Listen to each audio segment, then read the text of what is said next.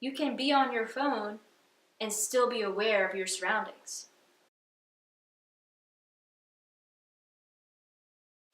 There has been so many advances with technology, from medical to informative to social. We have access to answers and opinions within matters of minutes. And although the advancements in technology have had its good, it also comes with, I would call, its bad. You see, we haven't personally and as a species evolved with the advancement with technology. We expect our minds to go from 5 to 10 when it comes to technology. That's what we push our minds to do. And then if we keep going with the technology, such as always on our phone, always watching TV, or any other distraction, technological distraction, we are keeping our minds at 10. We are keeping our minds racing. And that is why sometimes when we have a moment of silence, we panic. We're waiting in line and people are talking and our thoughts are running and we don't even know ourselves anymore. We kind of lose ourselves within technology. We don't have something to distract us. We don't know what to do. Our phones have given us that ability to keep our minds busy, but we're expecting our minds to stay at 10. I call that the rush. We expect our minds to go from 5 to 10 and then stay at 10, to keep running and racing and running and racing by scrolling through social media, by looking up different items that we're shopping for, by looking up history facts. It keeps it running. And that's why when we have that break, when we decide to take that break, or for whatever reason we lose power in our phone and we have that break, we don't know what to do. We go crazy. We suffer because we don't know who we are without technology. We've gotten to a point where we've become dependent on technology to define us.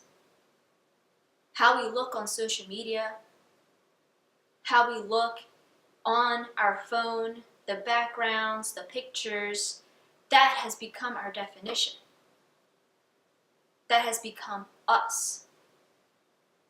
Without it, we kind of don't know who we are. And that's when without the technology, our mind gets a chance to breathe. And when our mind gets that chance to breathe, we panic.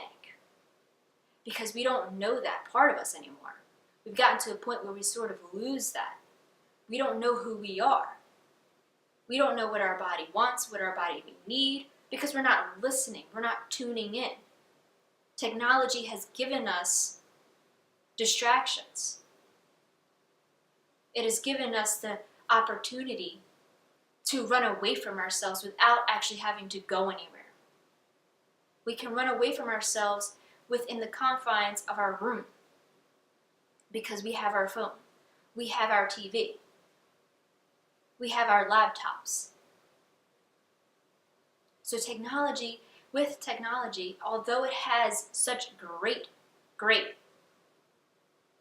attributes, it also comes with the bad, with the curse of not knowing who we are, of distracting ourselves 24/7, and then we break.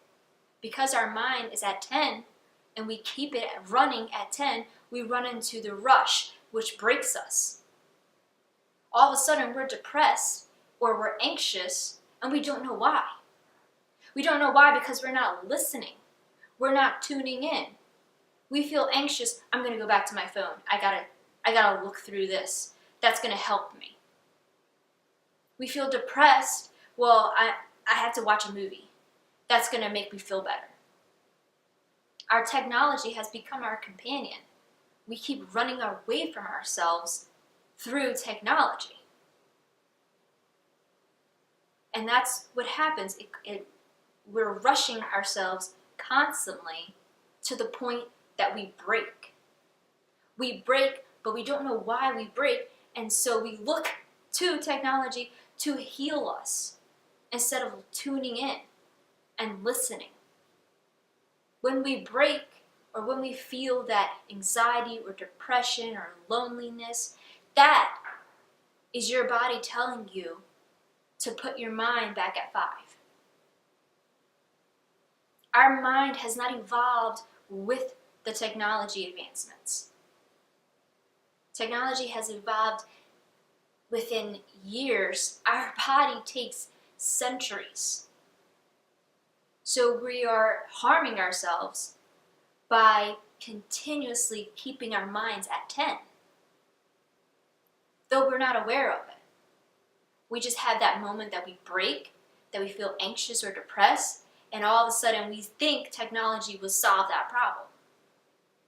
So we turn back towards it, when technology was the one that caused the problem. Because we become so afraid of our thoughts, we numb them out. And we numb them out constantly because our mind is at 10. When your mind's at 10, it's like you're putting pressure on your thoughts. They don't have a voice. You're not hearing them because they're numbed out. So when they get a chance, like for example, right before bed, when you finally put your phone down to charge overnight and the TV's on low, or you even have it off and you're ready to go to sleep, but everyone talks about, well, my mind starts to race then, because it finally has air to breathe. Your mind finally has a chance to actually get thoughts out, to speak up. During the day, if you're on technology, if you're on the computer at your office, if you're on your phone throughout the day, even when you're walking down the street and you're constantly putting your mind at 10, your thoughts get numbed out. You don't hear them. So then when you finally have a break and your thoughts just kind of flood the scene because it wants to be heard, it wants to be seen, it wants acknowledgement. You don't have to believe them, but it just wants some air to breathe. You've been pressing down on them all day with the technology that you have in front of you. So when your mind goes back to 5, it gets a chance to breathe. That's a form of meditation. That is meditation. Letting your mind breathe. Letting it flood the forefront. When you don't do that, when you keep the pressure on, it numbs you out. It numbs you out as a person.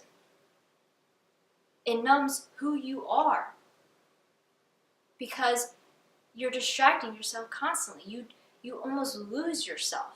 You do lose yourself in technology. You lose yourself in social media.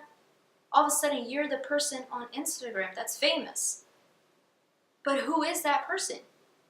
Do you actually know that person that takes those pictures, or do you just know how to take pictures?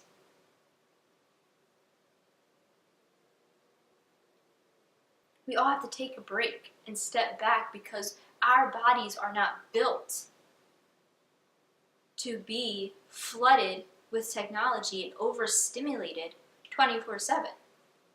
Everyone's always stimulating themselves, whether it's through music as they're walking to class, through texting and social media as they're sitting waiting for their doctor's appointment, or even watching the news, watching TV in the morning as they get ready for work. Instead of taking that time to be fully engaged in what you're doing, the activity that you're doing, like getting ready for work, throw the TV out, turn it off, and just get ready for work. Take in everything that you're doing, whether it's doing your hair, ironing your clothes, putting on your makeup, choosing your outfit, eating breakfast. Put your attention to the activity that you're doing.